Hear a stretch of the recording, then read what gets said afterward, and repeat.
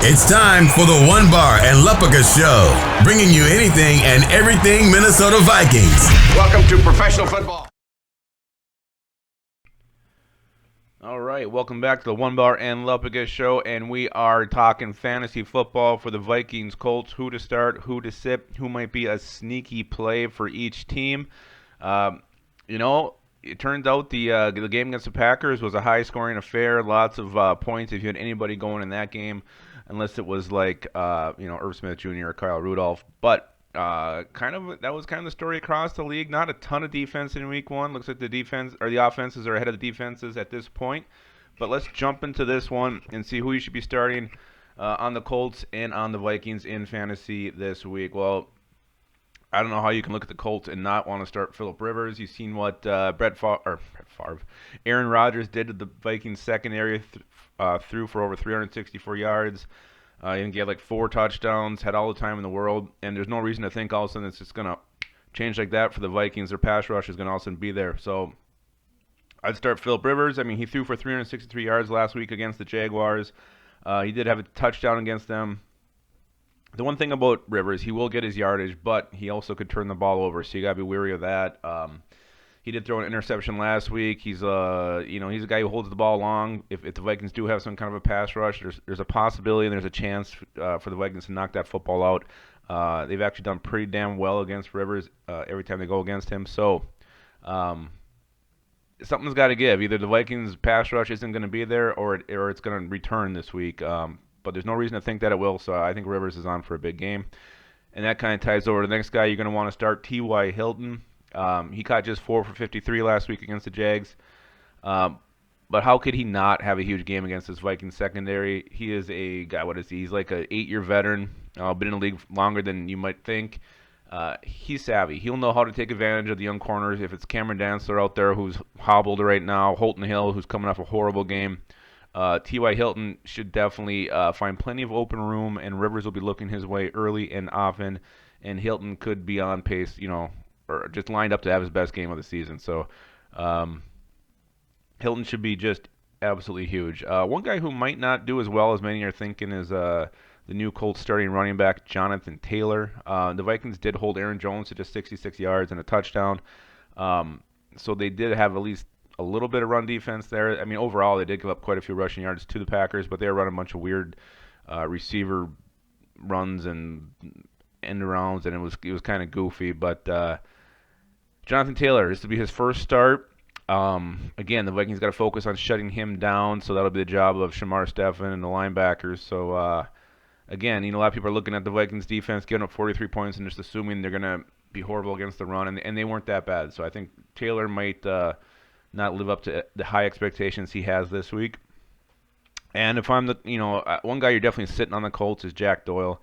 Vikings only allowed 1 reception to a tight end last week, and Kendricks he's one of the best coverage linebackers in the NFL, so I don't think Jack Doyle is going to have a lot of room to get open, and so I definitely would not start him if I had to. Any other option this week, I would definitely go with that.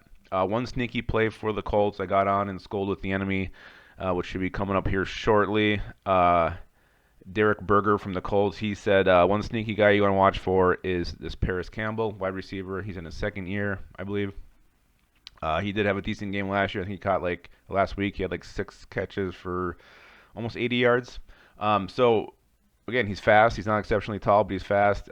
Again, another receiver who could take advantage of our weak secondary, our weak cornerbacks. Keep saying secondary, but we had the 2 best safeties in the NFL. So if Rivers is slinging that football and the Colts' plan is to attack this Vikings young cornerback group, Paris Campbell could definitely have a huge game and really be his breakout game where he goes off and has a touchdown over 100 yards receiving. All right, so that's enough of those stinky-ass Colts. Let's move over to the Vikings. Obviously, the most clear option, the guy you're starting with utmost confidence, is Dalvin Cook. The Colts gave up 62 yards on the ground to something called James Robinson. If they're giving up 62 yards to James Robinson, they're probably giving up 162 to Dalvin Cook. He could have a huge game. And, the Colts do have some nice pieces on their defense. They got DeForest Buckner, Justin Houston, Darius Leonard, who's one of the best linebackers in the NFL. But Vikings are going to want to run this football over and over. They're going to want to control the clock, control the time possession in this game. They could not do that last week. That is something they're going to want to change. So I think they're going to run the ball a ton this game, and I think Dalvin Cook is definitely going to find some room. Obviously, Kirk Cousins, I think you want to start him as well. And the big reason you want to start Kirk Cousins is because Xavier Rhodes is lining up on their side. Vikings know how bad Rhodes struggled last year. They're going to target him as much as they can, go after him, and see if he's up to the task. And he might be fired up to try to stop this Vikings offense, but I don't think he's got it anymore. So Xavier Rhodes will be targeted heavily. And then you got Rocky Sin, their corner. I think he's in his second year. Another young guy maybe you can take advantage of. So Cousins could have a pretty nice game, assuming he gets time to throw the football. We just mentioned Buckner and Houston, and this Danico Autry had a couple sacks last week, so there could be some pressure coming his way. But again, I think Cousins will have a good game. Going with Cousins is Adam Thielen. Cousins clearly went to him. I mean, every time he needed a big play, he looked for Adam Thielen, and he came through. He had 2 touchdowns over, 120, 130 yards receiving. Big game for Adam Thielen in Week 1. There's no reason to think he can't do it again. He'll be wanting to go against Xavier Rhodes as much as possible, get open. Shouldn't be too hard to do there. So I think Adam Thielen has back-to-back huge games for the Vikings. One guy in the Vikings, actually this is a combination. One guy you don't want to sit, Irv Smith and Kyle Rudolph. These guys just weren't targeted much in Week 1. And another reason why you want to be cautious of these guys, you got Darius Leonard as the Colts middle linebacker. He's exceptional in coverage, really well at playing the football, can break up passes. He's intercepted like 7 passes in his career. Somebody Cousins needs to be aware of at all times because this guy is a beast. He's a monster, not just against the run, but also against the pass. So it could lead to limited opportunities for our tight ends this week. And let's go over to a sneaky play for the Vikings. And I know he only had 2 receptions in Week 1, but this is a guy the Vikings want to get going, will need to get going, and that's our rookie wide receiver, Justin Jefferson. It's hard to get a real good feeling for how limited we saw him last week, but this guy he's got some shifty moves. He did have that nice little deke where he added about 6 yards to his reception there.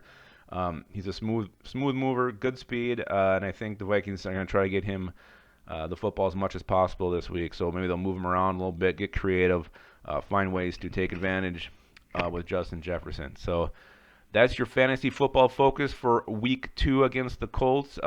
Again, I think this is going to end up being a pretty high-scoring game, just like last week. So there should be tons of opportunity for points here. And, hopefully the Vikings just come out on the right end of the score this time. All right, guys, that's all I got today. Be sure to keep your skull in your hole.